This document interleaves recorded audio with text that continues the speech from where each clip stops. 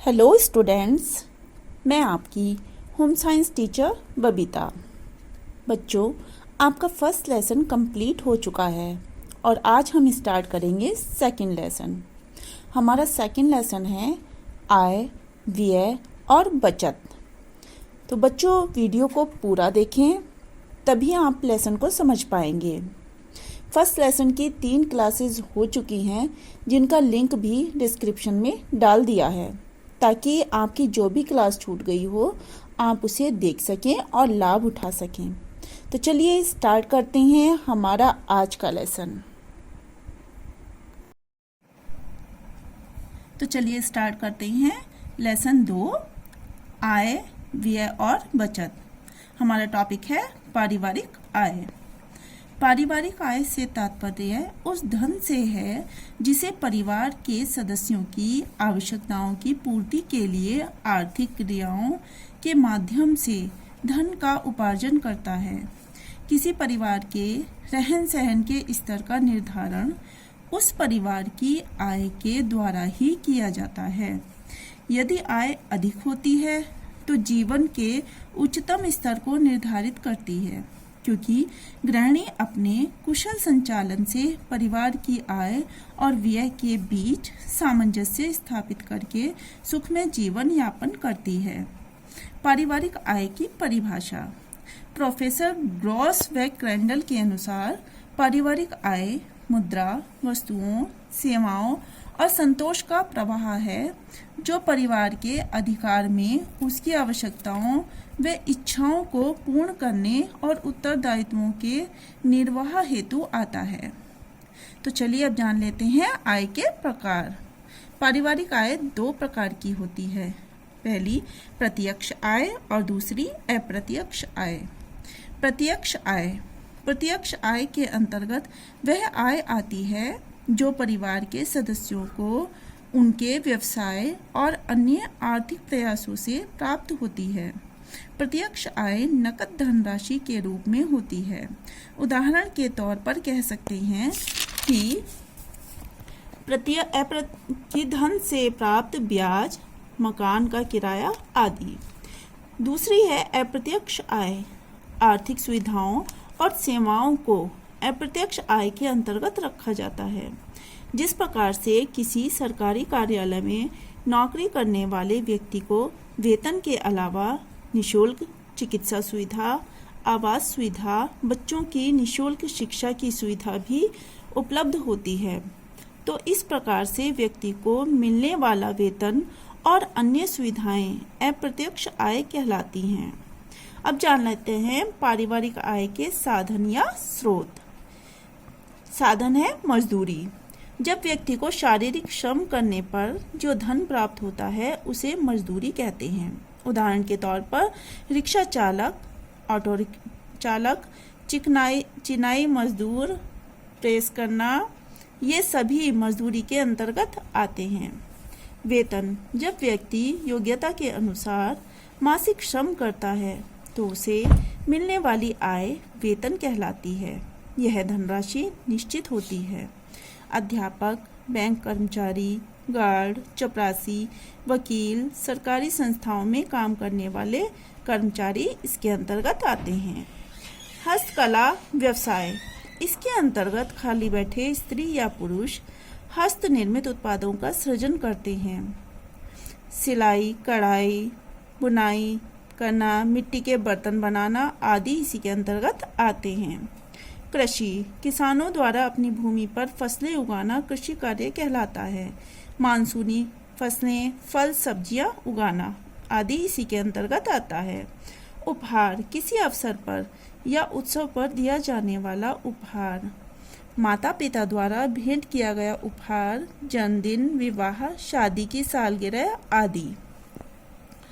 पारिवारिक आय की विशेषताएं। पहली विशेषता है पारिवारिक आय परिवार के सदस्यों की योग्यता पर निर्भर करती है। दूसरा है पारिवारिक आय धन उपार्जन करने वाले परिवार के सदस्यों की संख्या पर निर्भर करती है। तीसरा है व्यवसाय के अनुसार आय में भिन्नता पाई जाती है। चौथा है पारिवारिक आय किसी भी देश की राष्ट्रीय पारिवारिक व्यय। व्यय का वह अंश जो परिवार के सदस्यों की विभिन्न आवश्यकताओं की पूर्ति के लिए खर्च होता है व्यय कहलाता है। पारिवारिक व्यय के प्रकार। पहला प्रकार है निश्चित व्यय। इसके अंतर्गत वे व्यय आते हैं जो पहले से ही निश्चित होते हैं, जैसे बिजली का बिल, दूध का बिल, मकान का किराया, बच्चों के स्कूल की फीस। ये सभी व्यय अनिवार्य व्यय होते हैं। दूसरा है अर्ध निश्चित व्यय। इसके अंतर्गत वह व्यय आता है जो कि निश्चित तो होता है लेकिन उसकी मात्रा आय के अनुसार घटती या बढ़ती है, जैसे वस्त्रों और भोजन पर होने वाला व्यय। तीसरा है अन्य व्यय।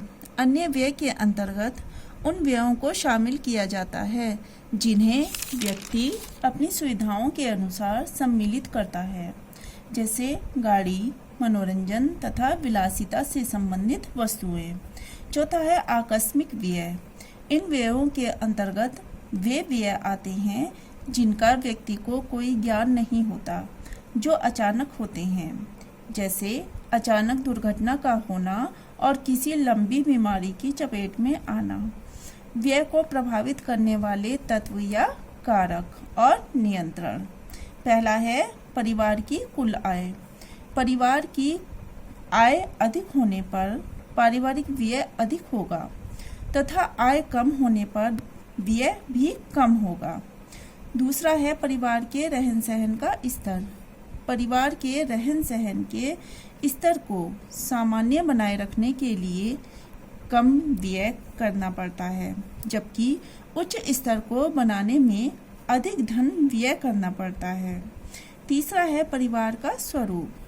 परिवार के दो स्वरूप होते हैं, पहला संयुक्त परिवार और दूसरा एकांकी परिवार। संयुक्त परिवार में परिवार के सभी सदस्य मिलकर व्यय करते हैं और एकांकी परिवार में अलग रहने के कारण सभी व्यय अकेले ही करने पड़ते हैं। चौथा है आवासीय क्षेत्र। उच्च श्रेणी के मोहल्ले में आवास पर अधिक व्यय करना पड़ता है और व्यक्ति अपनी मान प्रतिष्ठा बनाए रखने में भी अधिक व्यय करता है। पांचवा है बालकों पर व्यय। जिस परिवार में बालक कम होंगे, यानी 2 या 1 या 2 होंगे, तो उन पर व्यय कम होगा, और यदि बालक अधिक होंगे 3 या 4, तो व्यय अधिक होगा। छठा है गृहिणी का विवेकशीलता। गृहिणी आय और व्यय के बीच संतुलन स्थापित करने का कार्य करती है। यदि गृहिणी विवेकपूर्ण तरीके से व्यय करती है तो जीवन स्तर उच्च बनता है। इसी में हमारा अगला टॉपिक है पारिवारिक बचत। तो चलिए बचत के बारे में जान लेते हैं। वर्तमान पारिवारिक आय में से परिवार की आवश्यकताओं पर व्यय करने के पश्चात जो धनराशि बच जाती है उसे पारिवारिक बचत कहा जाता है। पारिवारिक बचत की आवश्यकता और महत्व। पहला है पारिवारिक बचत द्वारा उच्च जीवन स्तर। पारिवारिक बचत करने से व्यक्ति समाज में अपनी मान प्रतिष्ठा को बनाए रखने में कामयाब हो जाता है और एक सम्मानजनक जीवन यापन कर सकता है। दूसरा है पारिवारिक आय घट जाने पर सहायक। अनेक बार परिस्थितियों वश पारिवारिक आय में एकाएक कमी आ जाती है। ऐसा मुखिया की नौकरी छूट जाने पर तथा कार्यक्षमता घट जाने पर हुआ करता है।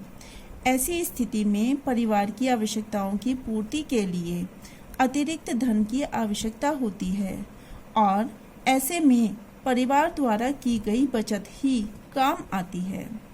तीसरा है आवास सुविधा उपलब्ध कराने में सहायक।